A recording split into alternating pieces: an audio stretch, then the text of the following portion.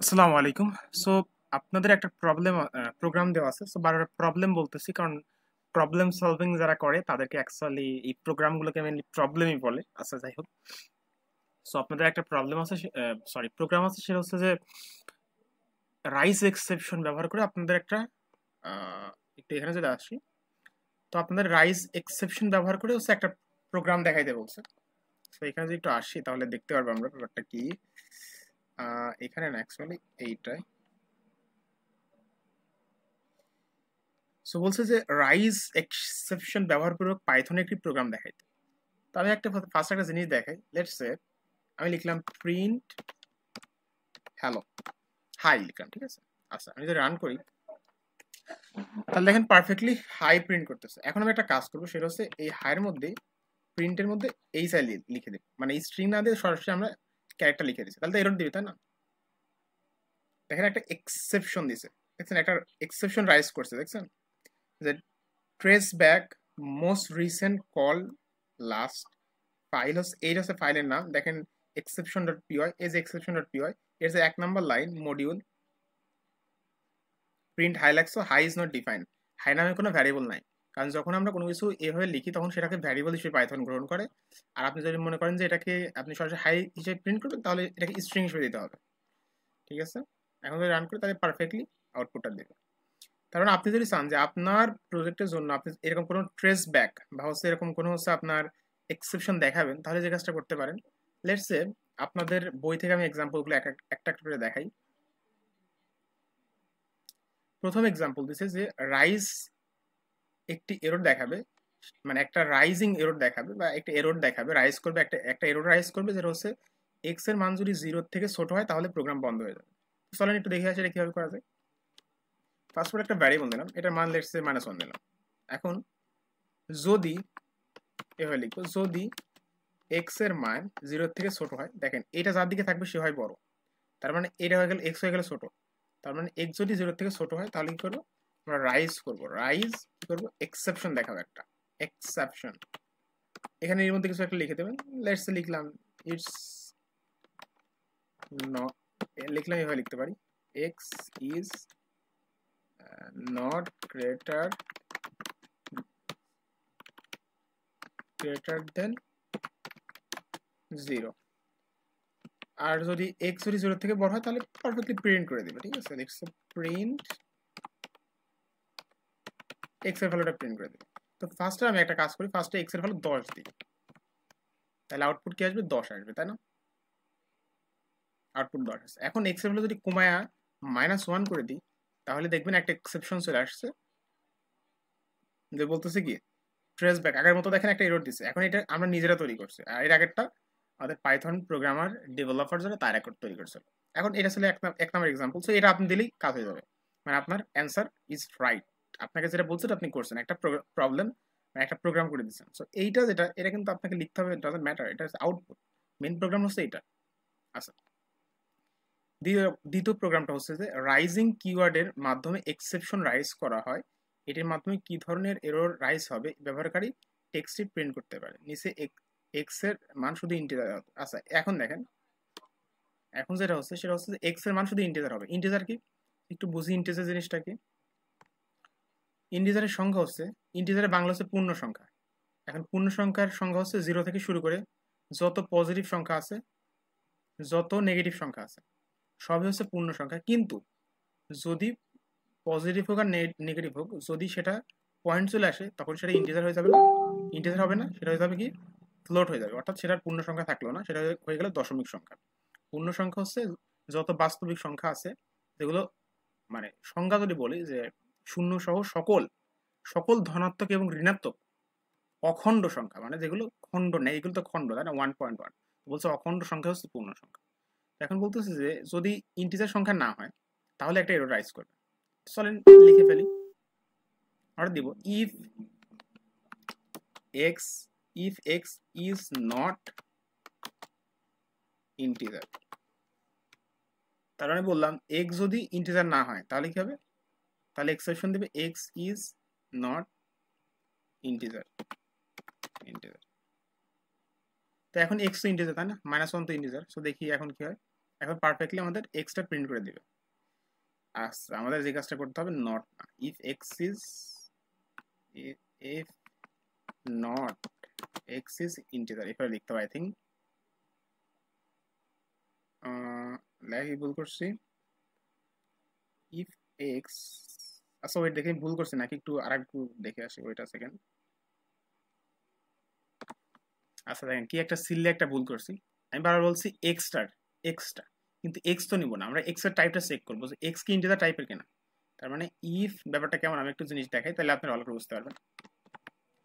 প্রত্যেকটা যে ভ্যারিয়েবলের মধ্যে যে ভ্যালুগুলো থাকে তার টাইপটা চেক করা যায়, মানে সে কোন টাইপের ভ্যালু। আমি যদি প্রিন্ট করি টাইপ দিয়ে, টাইপ নামে একটা ফাংশন আছে, তার মধ্যে যদি এক্সটাকে রেখে দিই, তাহলে বুঝতে পারবে এটা কোন টাইপের ভ্যালু।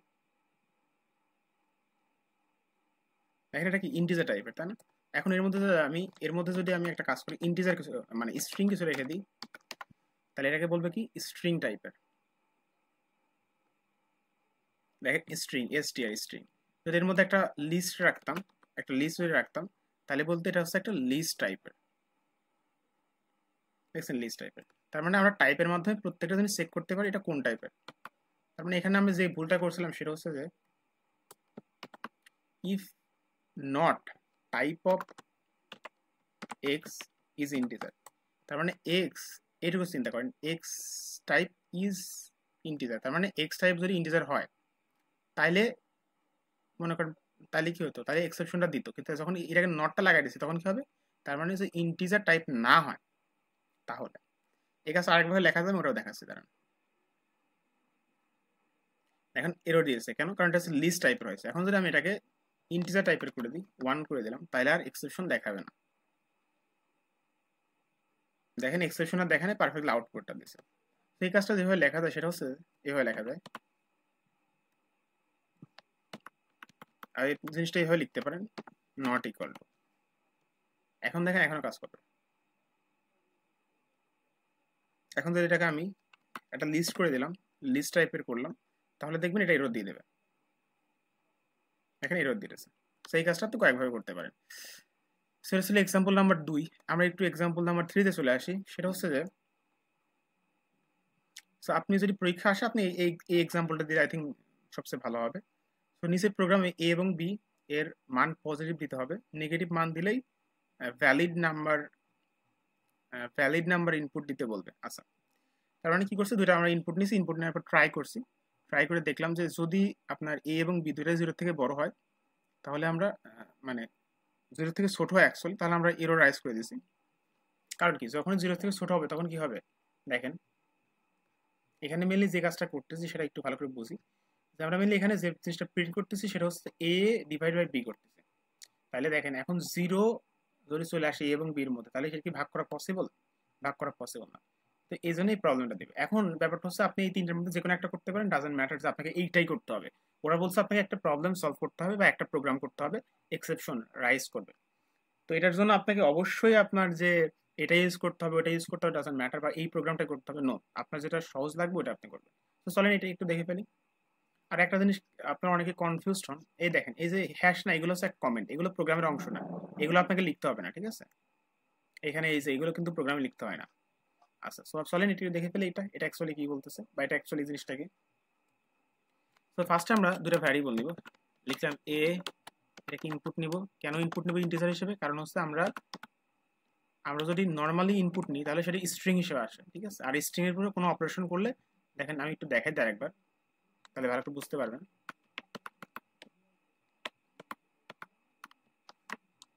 সো দুইটা হচ্ছে আমরা ভ্যারিয়েবল নিলাম ইনপুট।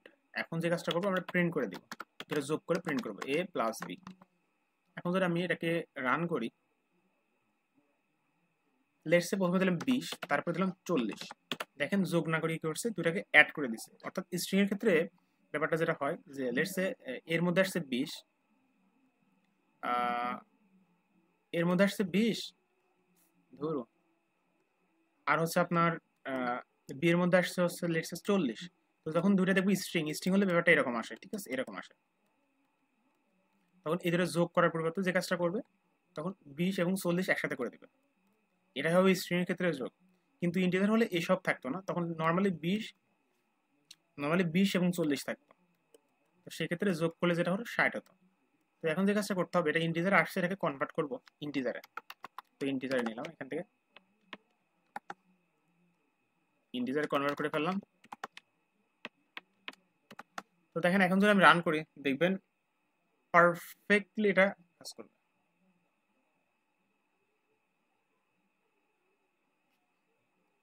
তো আমি একটু ইনপুট দিয়ে ফেলি 40 50, এখন পারফেক্টলি আমাদের অ্যাডিশনটা হচ্ছে। তো এখন আমরা এই জন্য ইন্টিজারটা লিখছি, ঠিক আছে। আচ্ছা, এখন যে কাজটা করতে হবে সেটা হচ্ছে আমাদের যদি, আচ্ছা এখানে ট্রাই ক্যাচ কেন ইউজ করছে, ট্রাই ক্যাচ ইউজ করে অবশ্যই কারণ আছে। ট্রাই যে কাজটা করে, আমরা যখন কোনো প্রোগ্রাম আমরা চাচ্ছি না বন্ধ হোক, অর্থাৎ কোনো এরর যদি আসেও তাও যেন বন্ধ না হয়ে যায়, দরকার হলে যে প্রসেসটুকু আমরা চাচ্ছি যে এরর আসতে পারে ওইটুকু ওইটুকু না চলুক সমস্যা নেই, বাট পুরো প্রোগ্রামটা যেন বন্ধ না হয়ে যায়, এই জন্য ট্রাই ক্যাচ ইউজ করি। আমরা বললাম যে যদি ইফ আপনার এ যদি এ ছোট হয় 0 থেকে, অথবা আপনার বি, অর্থাৎ দুইটা দেখুন একটা যদি ছোট হয় 0 থেকে, তাহলে আমরা রাইজ করাই দেবো কি এক্সেপশন, রাইজ করে দেবো। তো এখানে আপনি ইচ্ছা করলে নিজের মতো একটা এক্সেপশন লিখতে পারেন, অথবা যে কাজটা করতে পারেন, একটা এক্সেপশন বানানো আছে এটার জন্য, যে জিরো কোনো কিছু ডিভাইড করা যায় না, জিরো ডিভাইডেড এরর আছে। সো এটা হচ্ছে এক্সেপশন হিসেবে রাইজ করবে। আচ্ছা, এখন যদি না হয়, আচ্ছা সরি সো এখানে যে কাজটা হবে, যদি জিরো থেকে আপনার কি হয়, যদি ছোট হয় তাহলে এই কাজটা হবে। এখন যদি আপনার 0 থেকে বড় হয় তাহলে কি, তাহলে পারফেক্টলি করতে পারবো, আমরা এটাকে ভাগ করতে পারবো a ডিভাইডেড বাই b। আচ্ছা CATCS। আচ্ছা এখন একটা জিনিস দেখেন,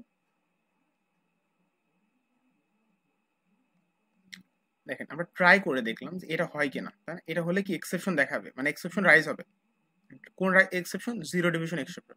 এখন দেখেন আমরা যখন এক্সেপশন লিখতাম তখন সেটা সেটা সরাসরি দেখাইতো, কিন্তু আমরা যখন রাইজ কোন একটা এক্সেপশন ব্যবহার করবো, যেমন এটা একটা এক্সেপশন যেটা আগে থেকে তৈরি করা আছে, এখন আগে থেকে তৈরি করা এক্সেপশন যদি আপনি দেখাইতেছেন তাহলে যে কাজটা করতে হবে, এখানে আপনার এক্সেপশনটাকে, এই যে ট্রাই এক্সেপ্ট যেটা আছে না, এই এক্সেপ্টের মধ্যে এটাকে আপনি ইউজ করতে হবে, ঠিক আছে। আচ্ছা তার মানে যে ব্যাপারটা হচ্ছে সেটা হচ্ছে, এখন এক্সেপ্ট যদি জিরো ডিভিশন এরর আসে, তাহলে আমরা একটা জিনিস প্রিন্ট করে দেবো, যে প্রিন্ট করে দিলাম inter value that greater than 0। ওকে, এখন যদি একটু রান করি, আমি ফার্স্ট আমি 0 দেবো, ঠিক আছে, 0 তে চেক করবো। সো 0 দিলাম ফার্স্টে, এবং আরেকটা হলো লেটস 3 দিলাম। আচ্ছা ব্যাপারটা কি হলো, আচ্ছা আমাদের এটা কাজ করলো না কেন? ফর সাম রিজন এটা কাজ করে নাই, ওরা 0 দিচ্ছে স্টিল কাজ করে নাই। আচ্ছা ঠিক আছে, আমরা একবার দেখি কি প্রবলেম হতে পারে।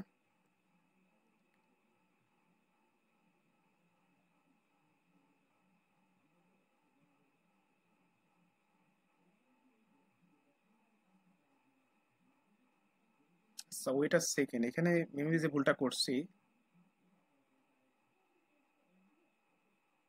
দেখেন কি একটা বাজে ভুল করছি, সেটা হচ্ছে দেখেন আমরা বলছি 0 থেকেও যদি ছোট হয়, কিন্তু 0 হলে তো প্রবলেম, মেনলি 0 হলেও তো প্রবলেম, তাই না? তো আমাদের লিখতে হবে লেস ইকুয়াল সাইনটা দিতে হবে, অর্থাৎ 0 থেকে ছোট অথবা 0 এর সমান হয়। এখন যদি রান করি তাইলে কাজটা হবে। এখন দিলাম 0 30, দেখেন কি বলছে, inter a value that greater than 0, অর্থাৎ এইখানে রাইজটা এরর করছে, তখন আমরা এই এররটাকে একসেপ্ট হিসেবে নিচ্ছি এখানে, যদি কোনো সময় এখানে আসে, তার মানে কি আমরা যখন এররটা আসছে ওটাকে অ্যাকসেপ্ট করলাম, অ্যাকসেপ্ট করে বলছি আচ্ছা ঠিক আছে এররটা চলে আসছে, তার জন্য আমরা এটাকে প্রিন্ট করে দাও। এটা খুবই সহজ। তার মানে যখনই এররটা আসবে, এখন দেখেন আমি যদি নর্মাল কোনো ভ্যালু দিই, লেটস সে 30 এবং 40, তাহলে কিন্তু পারফেক্টলি আউটপুটটা দিল। তার মানে ব্যাপারটা যেটা হচ্ছে সেটা হচ্ছে আপনার, যখনই আমরা কোনো এররটা খাবো তখন এই এররটাকে ধরতে পারবো কিসের মাধ্যমে, এইটার মাধ্যমে। কারণ এই ট্রাই এবং ক্যাচ দুইটা মনে করেন ফ্রেন্ডের মতো, ঠিক আছে। তো ট্রাই যদি যখনই কোনো কিছু পাবে, ট্রাই করে দেখবে যে আচ্ছা কোনো ভুল টুল হচ্ছে, তখনই সেটা পাঠিয়ে দেবে এক্সেপ্টের কাছে। এবং আমরা বলে দিচ্ছি যদি এই এররটা হয় তাহলে জিরো ডিভিশন এরর হবে। তো এই জিরো ডিভিশন এরর যদি আসে, তার মানে ট্রাই থেকে যদি আমরা জিরো ডিভিশন এররটা পাই, তাহলে এটা দেখাই দেবো, as simple as that. So এই ছিল আপনার প্রোগ্রামটা, তিনটায় দেখা দিলাম। সো প্র্যাকটিস করেন, খাতায় লেখেন, ইনশাল্লাহ হয়ে যাবে।